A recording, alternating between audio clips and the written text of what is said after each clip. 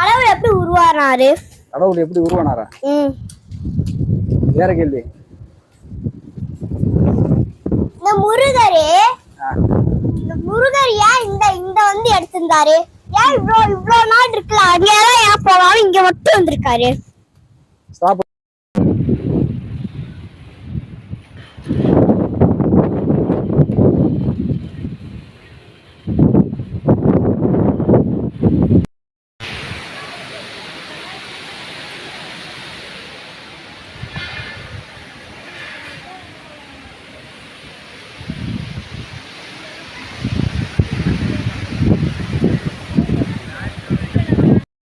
வணக்கம். இப்போ நம்ம திருப்பூர் மாவட்டம் காங்கேயத்தை பக்கத்தில் இருக்க சிவன்மலைக்கு வந்திருக்கோம். இப்போ சிவன்மலைக்கு வந்தது மட்டும் இல்லாமல் இப்போ 2 குழந்தைகள் வந்திருக்காங்க. அதாவது என்னுடைய குழந்தைகள் தான். இவங்களுக்கு நம்ம வந்து ஆன்மீகத்தை போதிக்கணுங்கிறது தான் எங்களுடைய இந்த வீடியோத்துடைய எண்ணம். நிறைய கடவுள் எப்படி உருவானாரு? கடவுள் எப்படி உருவானாரா? வேற கேள்வி. இந்த முருகரே இந்த முருகர் ஏன் இந்த வந்து எடுத்திருந்தாரு? ஏன் இவ்வளவு நாள் இருக்குல்ல, அங்கெல்லாம் ஏன் போகாம இங்க மட்டும் வந்திருக்காரு? கடவுள் இருக்காரா இல்லையா? இருந்தாங்கன்னா காமிங்க. வடிவமா இருப்பாரா? அது எப்படி இருக்காரு? நீங்க பாத்திருக்கீங்களா? பார்த்துருக்கேன். இந்த மலை இப்போ வந்து காங்கேயம், திருப்பூர் மாவட்டம் காங்கேயத்தில் இருக்கிற சிவன் மலை. இந்த மலைக்கு இப்போ மேலே போயிட்டு சாமி கும்பிட்டு திருப்பி நம்ம வீட்டுக்கு போகிறதுக்குள்ள கடவுள் இருக்காருங்கிறத உங்களுக்கு நான் காட்டுறேன். எங்கே எப்படி இருக்காருங்கிறத காட்டுறேன். 2வது, நம்ம அந்த ஆலயங்கள் வர்றது எதுக்கு தெரியுமா? எதுக்கு இன்னைக்கெல்லாம் உங்களை கூப்பிட்டு வந்தோம்னா, இந்த ஆலயங்கள்ங்கிற இடத்துக்கு வந்தால் மட்டும்தான் உங்களுடைய மனசுகள் வந்து ஒருமைப்படும். சரியா? இப்போ இந்த கேள்வியெல்லாம் கேட்குறீங்கல்ல, கடவுள் இருக்காரா இல்லையா, நம்ம யார் என்னங்கிற கேள்வியெல்லாம் அப்போ தான் உங்கள் மனசுக்குள்ள வந்து உள்ளே வரும். அப்போ வர்றப்பத்தான் உங்களுக்கான இந்த அறிவு மூளையில் வளரும். ரைட்டா? உங்களுக்கு நீங்கள் சாமியை கும்பிட்டு கீழே போகிறப்ப உங்களுக்கு கடவுள் இருக்காரு இல்லைங்கிறத இருக்கார். கடவுள் கண்டிப்பாக இருக்காரு. நான் நிச்சயமாக காட்டுறேன். உங்களுக்கு என்ன கேள்வி? அடுத்து எனக்கு இதே கேள்விதான். ஆனா கடவுள் இருக்காரு, அது தெரியும். ஆனா கடவுள் இருக்காரு, ஆனா பேய் இருக்கா? பேயும் இதே மாதிரி இருக்குமா? பேய நீங்க காமிக்க முடியுமா? பேய் இருக்குதா இல்லையாங்கிறதையும் நான் உங்களுக்கு விளக்கம் சொல்றேன். கீழே போறப்ப சொல்றேன். கடவுள் இருக்காருங்கிறத நிச்சயமா அதையும் நான் கீழே போறதுக்குள்ள சொல்றேன். அதுக்கு முன்னாடி வேணா உங்களுக்கு சொல்லிடுறேன் பேய் இருக்குதா இல்லையாங்கிறத. பேய்ங்கிறது வேற எதுவுமே கிடையாது. நம்ம மனசுல இருக்கிற அறியாமை, பயம் அப்படிங்கிறது இருள் தான் பேய். சரியா? அறியாமை அப்படிங்கிறதும் நம்ம மனசுல இருக்கிற பயம், இது 2ம் சேர்ந்தது தான் நம்ம கற்பனை உருவுல இருக்கிற பேய்ங்கிற உருவம். அதுல ஒளி அப்படிங்கிற கடவுள் வந்துட்டா பேய் மறைஞ்சிரும். அப்ப பேய் இருக்குன்னா கடவுள் இருக்குது. சரிங்களா? அப்ப கடவுளுங்கிறது பேய்க்கு மேற்பட்ட சக்தி. ஒரு ஒளி இருளை விரட்டிடுது. ரைட்டா? நம்ம கற்பனை எதை இருள் பகல்ல உங்களுக்கு பேயை பத்தி கற்பனை வருதா? வராது. ஆனா ஒரு இருட்டாத்தான் அந்த பேயை பத்தின கற்பனை வரும். அப்ப அந்த இருள் போகிறதுனா அந்த இடத்துல ஒரு வெளிச்சம் வந்துருச்சுன்னு வச்சுக்கோங்க, அந்த இருள் போயிருதா? அப்ப பேய்ங்கிறதுக்கு மேற்பட்டது கடவுள். அந்த பேய்ங்கிறது என்னது? அறியாமைங்கிற பயம்தான் நமக்கு பேய். அப்ப நம்ம நினைக்கிற மாதிரி கற்பனையில் வைக்கிற மாதிரி பல்ல வச்சுக்கிட்டோ முடிய போட்டுக்கிட்டோ வர்ற பேயெல்லாம் பொய். அதை நம்ப வேணாம். அப்படின்னா தீய சக்தியும் பேய் ஒண்ணுதானா? தீய சக்திங்கிறது வந்து நம்ம மனசுக்குள்ள, உங்களுக்குள்ள இருக்கலாம், இதுக்குள்ள இருக்கலாம், எனக்குள்ள இருக்கலாம். நம்ம மனசுக்குள்ள உருவாகிற எண்ணங்கள், கெட்ட எண்ணங்களுக்கு பேர் தான் தீய சக்தி. அந்த கெட்ட எண்ணங்கள் நம்ம உடம்பு விட்டு அகலணும்னா இது போன்ற ஆலயங்களுக்கு நம்ம வரணும், தொடர்ந்து வரணும். உங்களுக்கு பிடிச்ச தெய்வங்களையே நீங்க வழிபடலாம். உங்களுக்கு பிடிச்ச ஒரு கடவுள், எந்த கடவுளோ நீங்க அதை வழிபடலாம். ஆனா கோவிலுக்கு வர்றப்ப அந்த தீயசை தடங்கள் உண்டாச்சுன்னா? எந்த தடங்களும் செய்யாது. நீங்க தொடர்ந்து கோவிலுக்கு வாங்க, தொடர்ந்து வந்து வழிபாட பண்ணுங்க. உங்க மனசு ஒருநிலைப்படும்.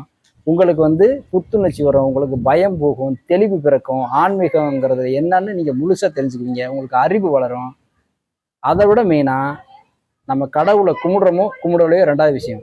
ஆனா பெரியவர்களை மதிக்க கத்துக்கணும். பொய் சொல்லக்கூடாது, யாருக்கு எந்த தீங்கு செய்யக்கூடாது. இதுதான் வந்து நாம கடவுளுக்கு செய்யற முதல் பணி. நீங்க கடவுளை போய் விழுந்து விழுந்து கும்பிடுங்க, கும்பிடாம இருங்க, அதெல்லாம் தேவையில்லை. ஆனா வாழ்க்கையில பொய் சொல்லாதீங்க, ஒழுக்கமா இருங்க, நேர்மையா இருங்க, யாருக்கும் எந்த கெடுதியும் செய்யாதீங்க. இதை நம்ம ஃபாலோ பண்ணாலே நமக்கு கடவுள் வந்து கோவிலுக்கு போகாமலே நமக்கான அருளை நமக்கு கொடுப்பார். சரிங்களா? அடுத்த கேள்வி போகலாம். நீ உட்காந்து.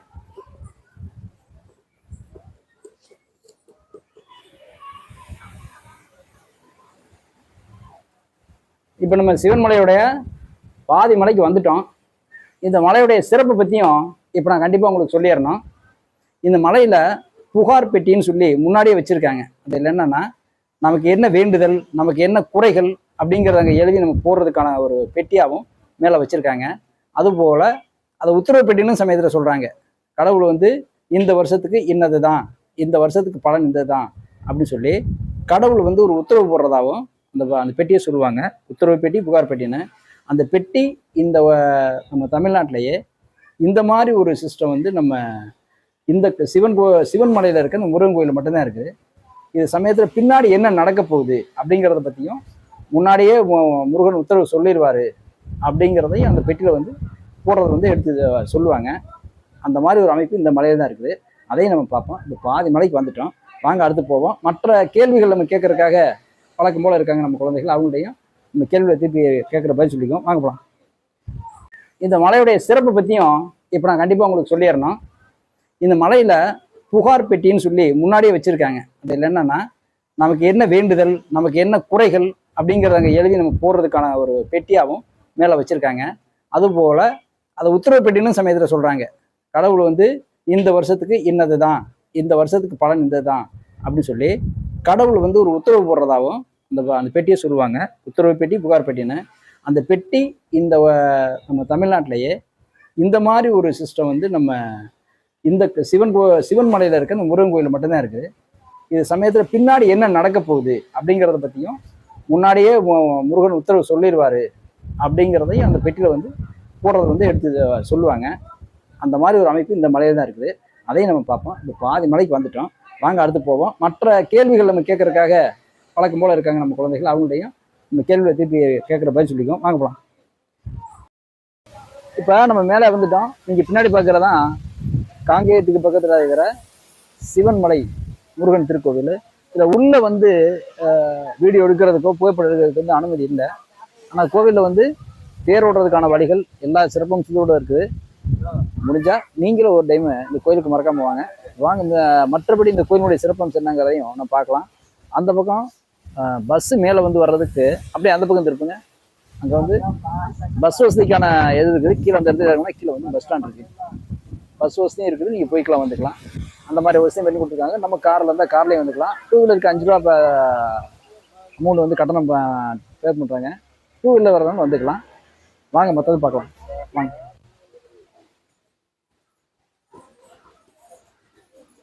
இப்போ நம்ம போகிறது பஸ் ஸ்டாண்டுக்கு போகிறோம்.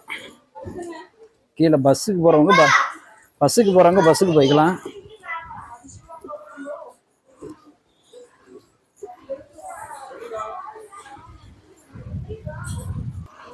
முடியாதவங்க நடந்து வர்றவங்க கீழே போகிறப்ப பஸ் வசதி பயன்படுத்திக்கலாம்.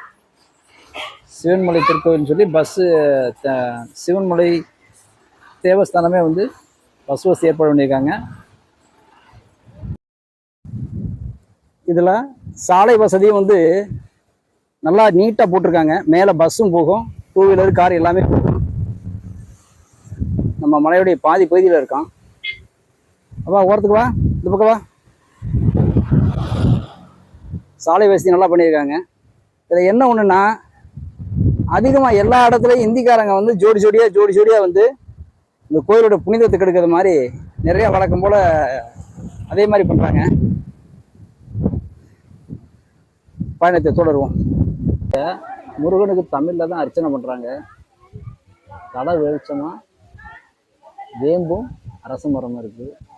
அதில் வந்து குழந்தை வரவேன்றவங்க, தொட்டில் கட்டினது இருக்குது. வேண்டுதலுக்கு நிறைய பேர் வேண்டுதல் நிறைவேறினாலும் கேட்டிருக்காங்க. 100கணக்கான தொட்டிகள் இருக்குது.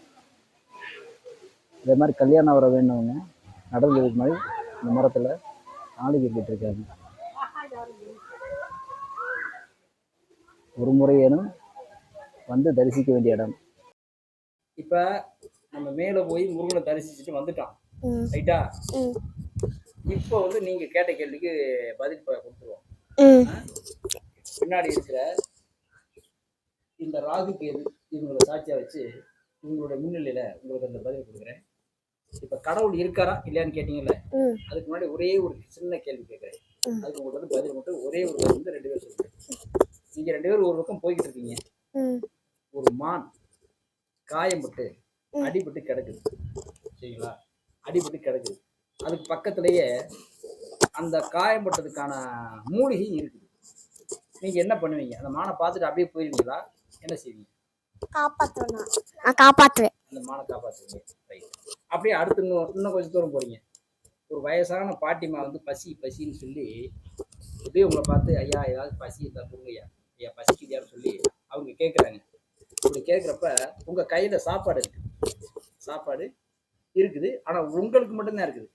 அந்த சாப்பாட்டை அந்த பாட்டிக்கு கொடுப்பீங்களா இல்ல நீங்களே சாப்பிட்டு போயிருவீங்களா? அந்த பாட்டிக்கு கொடுப்பீங்க. அப்புறம் என்ன கொஞ்சம் தூரம் போறீங்க. ஒருத்தர் வந்து ரொம்ப கஷ்டத்துலையும் ஏழ்மையிலையும் வறுமையிலையும் ரொம்ப மோசமா இருக்காரு.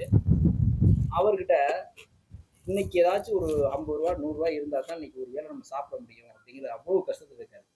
ஆனா உங்க பாக்கெட்லயே வெறும் 100 ரூபாய் தான் இருக்குது. அந்த 100 ரூபாயை கொண்டு போனா தான் நீங்க வந்து உங்க குடும்பத்துல செலவழிக்க முடியும்.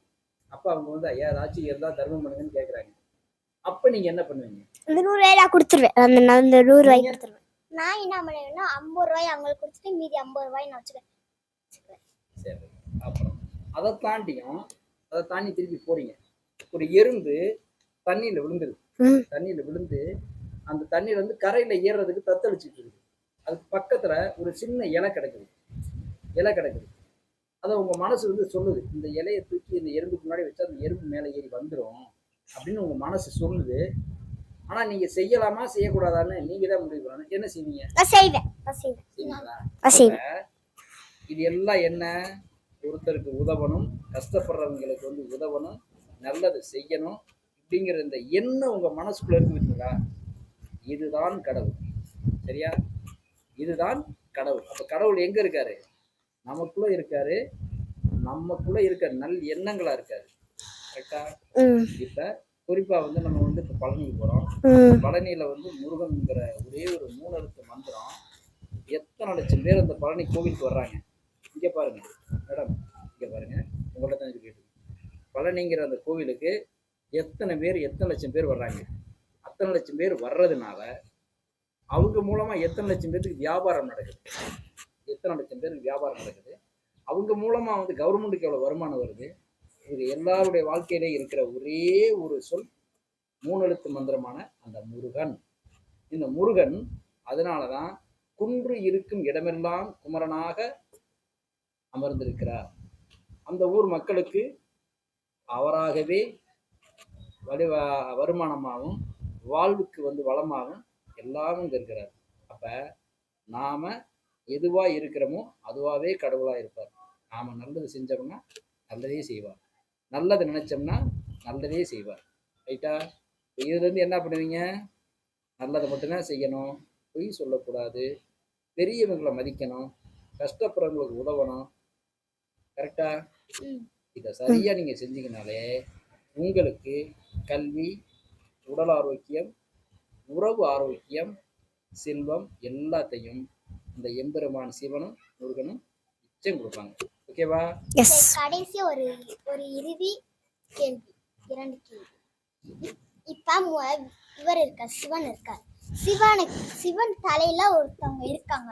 சில பேர் சொல்றாங்க அது சிவனோட இன்னொரு பொண்டாட்டி. இது உண்மையா? இது உண்மையான பொண்டாட்டியா இல்ல சிவனுக்கு 2 பொண்டாட்டியா? அதாவது இது ரொம்ப நாளா இதே கேள்வி கேட்டுக்கிட்டு இருக்காங்க. இது தவறான வாதம். எப்படின்னா இயற்கையினுடைய அமைப்புல நம்ம பூகோளத்தினுடைய அமைப்புல இமயமலை இருக்கிறது. இமயமலையின் உச்சியில அந்த தண்ணி உருகி அங்கிருந்து தான் இந்த இமயமலையினுடைய உச்சியிலிருந்து உருகி வர்ற தண்ணி தான் நம்ம இன்னைக்கு பார்த்துக்கிட்ட கங்கை நதி. இந்த கங்கை நதி இமயமலை உச்சியிலேருந்து வருது. கைலாயம் அப்படிங்கிறது இமயமலையை தான் நம்ம கைலாயம்னு சொல்றோம். அந்த இமயமலையே வந்து சிவனாத்தான் நம்ம வந்து வழிபடுறோம். இமயமலையே சிவனாத்தான் வழிபடுறோம். அப்போ அந்த சிவனுடைய தலையில இருந்து அந்த கங்கை நதி வர்றதுனால சிவனுடைய தலையில வந்து குடிகொண்டதுனால அது வந்து இன்னொரு கொண்டாட்டி அப்படின்னு சொல்லி அது உவமைக்கவும் சில பேர் வந்து அதை வந்து தப்பாகவும் சொல்றாங்க. அது தவறு. சிவனுக்கு வந்து உருவமும் அருவமும் கிடையாது. இந்த உலகத்தின் மொத்த ஆக்கவும் அழித்ததும் உண்டானது சிவனிடம் மட்டும்தான். அவருக்கு இன்னொரு ஒப்பாட்டி வைக்கணும், இன்னொரு மனைவி வைக்கணும் அப்படிங்கிறதும் கிடையாது. இந்த உலகத்தில் உள்ள மக்கள் அனைவருமே சிவனையும் சுற்றி. இது இந்த கைலாயம் அப்படிங்கிறது சிவன், சரிங்களா? இமயமலையுடைய மொத்தமுமே சிவனாக தான் நம்ம நினைக்கிறோம். அந்த சிவன் இருக்கிற இடம் கைலாயங்கிறோம். அந்த கைலாயம் இருக்கிறதுங்க இமயமலை. அந்த மலையோட உச்சியில் வந்து கங்கை உருகி பிரவாகம் எடுத்து நதியா கீழே வர்றதுனால அது ஒரு பெண்ணை வந்து நம்ம உருவகப்படுத்துகிறோம். அதனால வந்து அந்த சிவன்கிட்ட இருக்கிறதுனால சிவனுக்கு இன்னொரு மனைவி சொல்றாங்க. இது தவறான வாதம். தலையில இருந்து அவருடைய இமயமலையோட உச்சியில இருந்து கங்கை உருகி வர்றதுனால அவர் தலையில இருந்து ஒரு பெண்ணு வர்றதா அப்படி உருவப்படுத்தாங்க. இதுதான் உண்மை. அப்புறம் இந்த இந்த கோவிலோட உச்சியில முருகர் இருக்காரு. இந்த முருகருக்கே ஒரு கதை இருக்கு. நாரதர் வந்து ஒரு பழத்தை கொடுக்கறதுனால முருகர் சண்டை போட்டுட்டு எங்க போனாங்க, பார்வதி அம்மா வந்து என்ன சொல்லி அவங்க சமாதானம் ஆனாங்க, எதுக்கு கோவப்பட்டாங்கன்றது உங்களால சொல்ல முடியுமா? சொல்றேன். அதாவது நாரதர் வந்து இந்த உலகத்துக்கு ஒரு நன்மை பயக்கும். நாரதர் கழகம் நன்மையில் முடியுங்கிறது வந்து நம்ம எல்லாமே படிச்சிருக்கோம். அதுதான் உண்மையும் கூட. அவர் ஒரு நாள் வந்து இந்த உலகத்துக்கு முருகன் மூலமா நிறையா வந்து ஒரு உதாரணங்களை சொல்லணுங்கிறதுக்காக மாம்பழத்தை தான் ஞானப்பழமாக சொல்கிறாரு. ஒரு பழத்தை கொண்டு வந்து கொடுக்குறாரு.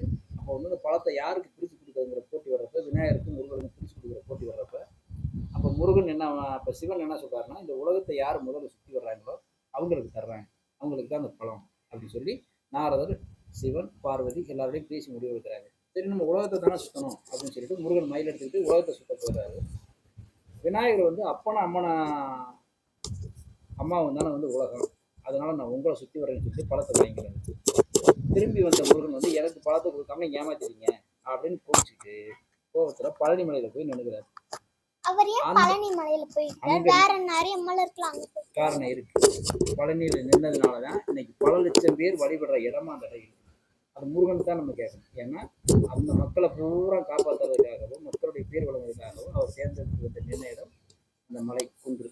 அப்போ வந்து ஔவையார் வந்து சொல்றாரு, நீயே ஒரு பழம்ப்பா, ஞான பழம், அறிவு பழம், நீ அதாவது நீ பழம், நீயே ஒரு பழம், உனக்கு எதுக்குப்பா அந்த பழம் அப்படின்னு கேட்டதுனால தான் இந்த மலைக்கு பேர் பழனி. அதனால பழனியாக மாறிச்சு. அதுக்கு பின்னாடி வந்து அவங்க அம்மாவான பார்வதி வந்து உங்கள் அப்பா இது மாதிரி திருவிளையாடல்கள் நடத்தி இந்த உலகத்துக்கு நிறைய கதைகளை சொல்கிறதுனாலையும் அவர் உருவாக்குனதான் இந்த வேலை. இப்போ நீ கோச்சிட்டு வந்து நின்னதுனால இப்போ இந்த பழனிங்கிற ஊர் உருவாயிடுச்சு. இந்த பழனிங்கிற ஊர் உருவானதுனால எத்தனை லட்சம் பேருக்கு உன்னுடைய பேர் விளங்குது. உலகம் முழுசும் இருக்கிற பக்தர்கள் எல்லாம் எங்கே வர்றாங்க? பழனிக்கு தான் வர்றாங்க. அப்போ இந்த பழத்தினால வந்த கழகம் எவ்வளோ பேருக்கு நன்மை. இதுதான் உண்மை. எந்த ஒரு கழகமும் எந்த ஒரு செயலும் மக்களுக்கு நன்மை வைக்கிறதுக்காக தான் இறைவனை உருவாக்குவார். சிவனுடைய செயலும் அப்படித்தான். மீண்டும் இதே மாதிரி இன்னொரு கோவிலில் அவங்கள வச்சு இது மாதிரி நான் விளக்கத்தை தருவேன், சரிங்களா? இதுலேருந்து நீங்கள் என்ன கற்றுக்கிறீங்க, தெரிஞ்சுக்கிறீங்க? இனிமேல் நல்ல நல்ல பழக்கம் இருக்கணும். இனிமேல் குணத்தை மாற்றிக்கணும். பொய் சொல்லக்கூடாது. பெரியவங்களை மதிக்கணும். நல்ல நல்ல பழக்கங்களை கற்றுக்கணும். அப்புறம் இது திருடக்கூடாது, பொய் சொல்லக்கூடாது. அதெல்லாம் நல்ல நல்ல நல்ல பழக்கங்களை கற்றுக்கணும். காலையில் எந்திரிக்கப்ப 3 டைம் ஓம் நமச்சிவாய நமக, ஓம் நமச்சிவாய நமக அப்படின்னு சொல்லிட்டு உங்களுடைய மொழிகள் வாயிலேருந்து வரட்டும், சரியா? காலையில் எழுந்திரிச்சது ஐயோ அம்மா அப்பா அப்படிலாம் சொல்லக்கூடாது. கண்ணு முடிக்கிறீங்களா, ஓம் நமச்சிவாய நமக, ஓம் நமச்சிவாய நமகன்னு சொல்லுங்க. அதே மாதிரி நைட்டு படுக்க போகிறதுக்கு முன்னாடி ஓம் நமச்சிவாய நமக, ஓம் நமச்சிவாய நமக, ஓம் நமச்சிவாய நமக சொல்லிட்டு வரணும். அந்த சிவனுடைய அருள் நம்மளுடைய எல்லா தீய சக்தியிலேருந்து காத்து உங்களுக்கு எல்லா நன்மையும் கொடுக்கும். இந்த பழக்கத்தை நான் இன்னைக்கு உங்களுக்கு சொல்லி கொடுக்குறேன். என்னுடைய காலங்கள் போயிட்டாலும் நீங்கள் வளர்ந்து பெரியவர்களானா உங்களுடைய காலத்துக்கு பின்னாடி நீங்கள் என்ன சொல்லணும், இதே மாதிரி கோவில் தலங்களுக்கு போகணும், ஆன்மீகத்தை கற்றுக்கணும், நல்லொழுக்கங்களை கற்றுக்கணும், நல் பேரை கற்றுக்கணும், சரிங்களா?